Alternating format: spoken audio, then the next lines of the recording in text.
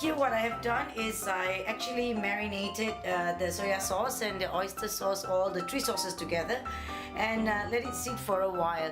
Normally in Thailand they would put this last, but for me I would prefer to have it all marinated together for a short while before giving it a fry. Put in the garlic and the chili. If you like it hotter, you can always add more chili. I don't really like it that hot, so now start pounding this.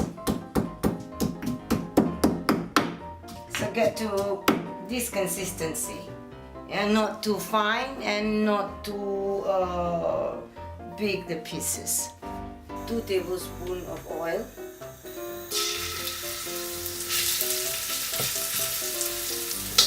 Just fry this.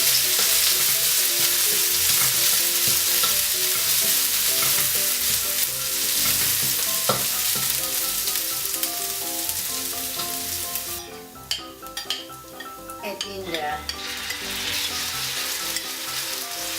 marinated chicken and start stirring.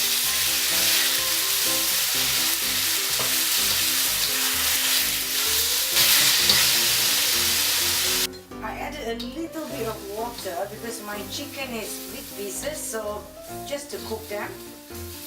Taste first before putting any salt, as the soya sauce can be very salty. And at the same time, I did not use any sugar because I use sweet dark soya sauce.